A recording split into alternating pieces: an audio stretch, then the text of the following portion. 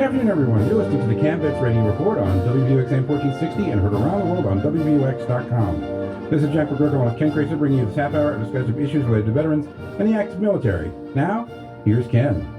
Hey, thanks, Jack, and good afternoon, everyone listening to CaMMVetsMedia here on WVOX 1460. Beautiful day out there. It was 54 degrees when I was driving down Pinehurst Boulevard there.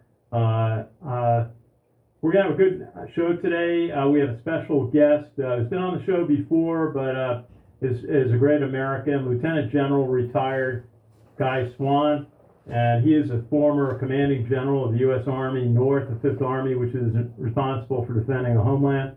He is also an armor officer by trade, and to explain to us the impact of the Abrams A-1 tanks that are going to be sent to Ukraine, also the Leopard tanks that are going to be sent by Germany and some of the NATO countries, and we're really glad to have his expertise available. We'll be on the second half at 2:45 today.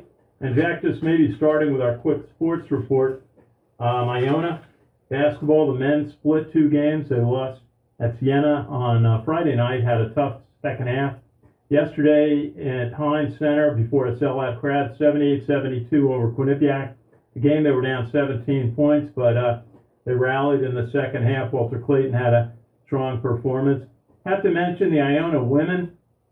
They won over the weekend over Manhattan. They are 15-5, 10-1 in the MAC, and they had a ceremony on Saturday celebrating 50 years of women's basketball at Iona, and it's been fun to cover some of the women's games over the years. They have their coach, Billy Chambers, does a great job, and they could win the MAC and maybe be the NCAA tournament bid for the area. Army hockey split 2 games over the weekend. They won a big one, 3-1 over their rival Air Force on Friday night, and they lost on Saturday, 6-4 to Air Force, evening the series. But one of the best news aspects of it was Army hockey player Eric Huss came back to play. He is the player who suffered a severe neck injury, caught a skate blade in his neck only about 3 weeks ago, first week of January. But he got back and started the game against Air Force Friday night, which was a tremendous inspirational lift to his teammates and all the cadets who were there. And looking at what's happening over in Ukraine, the Eastern Grouping of Ukraine Armed Forces said that around last Thursday, Russian forces had fired some 299 rockets and artillery shells within a 24-hour period near the town of Volodar, which is about 25 miles southwest of the city of Donetsk. Russia also launched 70 missiles at Ukraine on Thursday, 47 of which were intercepted, Ukrainian Armed Forces said in its daily operational update. Jack, what was the percentage that they were able to knock down? You caught a very important point. It's 47 of 70 were knocked down, so that's well over 50% there. But they also, Moscow's forces carried out 44 airstrikes, including 18 using Iranian-made Shahed 136 drones. All self-detonating drones were shot down, the Ukrainian Armed Forces said. Now, 2 of the 70 missiles I mentioned fired by Russia toward Ukraine were Kinzhal-type hypersonic missiles, the Ukrainian Air Force said, and they're calling on the West to provide them with advanced air defense systems that are capable of shooting them down, asking for the Patriot and SAMP-T systems to be able to intercept those missiles. Now, the United States has said they will send a Patriot air missile system to Ukraine. However, this is a complicated missile system, and recently 100 Ukrainian soldiers were brought to Oklahoma to begin training on how to operate the Patriot system, and it's going to be several months of training. So it could be a while before Ukraine is able to actually use this missile system in Ukraine. Yeah, they went out to Fort Sill. So that's, it's key, but Patriot missile is expensive, and you only have so many of them. And when you're getting, how many shells? 299 shells and missiles fired at Ukraine last week. Yeah. Was that one day? Within a 24-hour time span, 299 rockets and artillery shells, yeah. The poor people there. And President Biden announced, you kind of alluding to this earlier, that on Wednesday he would send 31 M1 Abrams tanks to Ukraine, reversing course after Germany cleared the way for Europe to send scores of main battle tanks. The Ukrainians have been asking for these tanks for a while. But the package is $400 million package, includes 120 millimeter rounds and other ammunition, 8 tactical vehicles that can tow the 70-ton Abrams and sport vehicles and equipment, funding for training, maintenance, and sustainment. Also, Germany, there's going to be some 32 Leopard tanks going to Ukraine in total, 14 from Germany, 14 from Poland, and 4 from Canada. As I said, the United States is sending 31 M1 Abrams tanks. The UK is sending 14 Challenger 2 tanks. In addition to that, Poland said that it would send 60 more modern battle tanks to Ukraine. Spain said they are willing to send some of its Leopard 2 tanks to Ukraine. And Norway is reportedly considering whether to send some Leopard tanks. The Netherlands would seriously consider purchasing 18 Leopard 2 tanks it's leased from Germany and then sending them to Ukraine, the Prime Minister said. So a lot of tanks heading to the Ukraine. The Pentagon was a little concerned about this because they felt maybe it would be too difficult to operate the Abrams tanks in Ukraine, and also were concerns about how to deliver fuel for these tanks. The Abrams tanks run on jet fuel. The Leopard tanks run on diesel. So that was a concern about how to get the fuel over there. But the United States will be sending 31 M1 Abrams tanks, and those other European countries sending a lot of Leopard tanks and the Challenger tanks from the UK. So a lot of tanks heading to Ukraine, Ken. Well, the key on this is training, and we're going to ask General Swan when he calls in the second half of the show about that. You know, how long does it take a U.S. soldier to learn to operate an M1 Abrams tank? You know, the former Army quarterback, Jabari Lost, was going to go become a tank commander. Mm-hmm. And so we'll have to keep an eye on that story.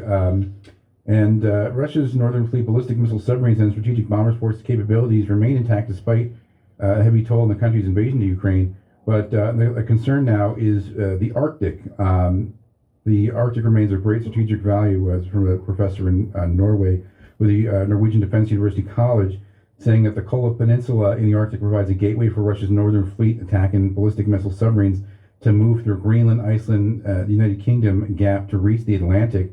The Russian Arctic Threat Report noted that Western imposed sanctions on the Kremlin from February 24th invasion may have a future effect on Russia's defense industry's ability to deliver future strategic capabilities. But the report mentioned their effect on ship construction and updating conventional land, sea, and air weapon systems that rely on imported technology.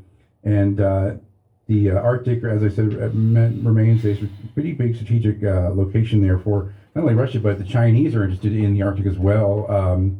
Could be a lot of oil up there. So definitely a place we need to keep an eye on, as well as Ukraine. And the Far East is the Arctic. Well, the Arctic is important. The U.S. Navy has started to do regular exercises in the Arctic. They said they were used to operating in warm weather places, in the Persian Gulf, but they need to learn how to operate in very cold weather, which brings a whole new set of challenges. But the big thing is you can't stop the Russians from sending their submarines into the Atlantic.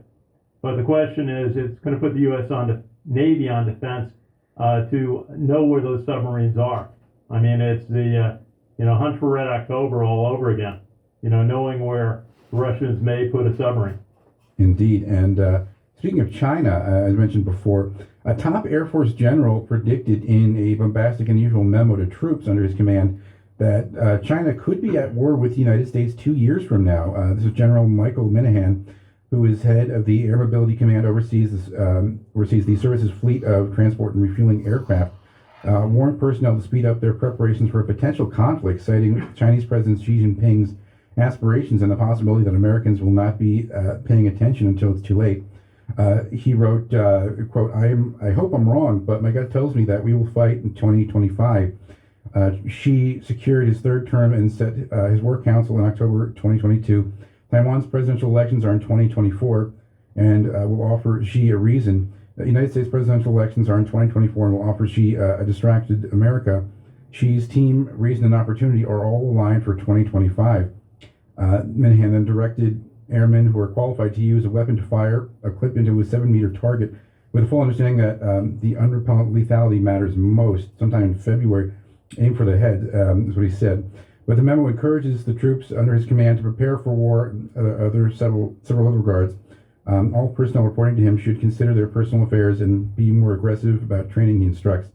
But this is pretty scary. You have this Air Force general predicting possible. This war is with an China. active Air Force general? Yeah. That's very surprising. We're going to have to follow up on that because normally that's the kind of language that should be coming from a very senior Pentagon person. Right now, a lot of people say, China shouldn't be an adversary. They should be considered a competitor. If they decide to go into Taiwan with a strike to try to take over the island, that shuts off all business with the United States and U.S. allies. And that would have it's not something to be taken lightly. Not to mention the impact of the U.S. military. U.S. military is not, what did you say the country is? Which? Yeah, the country is distracted. Yes, distracted, that's what it was, The yes. U.S. military and the U.S. Navy and the U.S. Army in the Pacific, they are not distracted. They're watching what China does 24/7. Mm-hmm. And Pentagon spokesman Brigadier General Patrick Ryder said on Friday that U.S. national defense strategy makes clear that China is the pacing challenge for the Department of Defense, and that U.S. officials are working with allies and partners to preserve a peaceful, free, and open Indo-Pacific. And another U.S. defense official speaking on the condition of anonymity, saying that Minahan's comments are not representative of the department's views on China.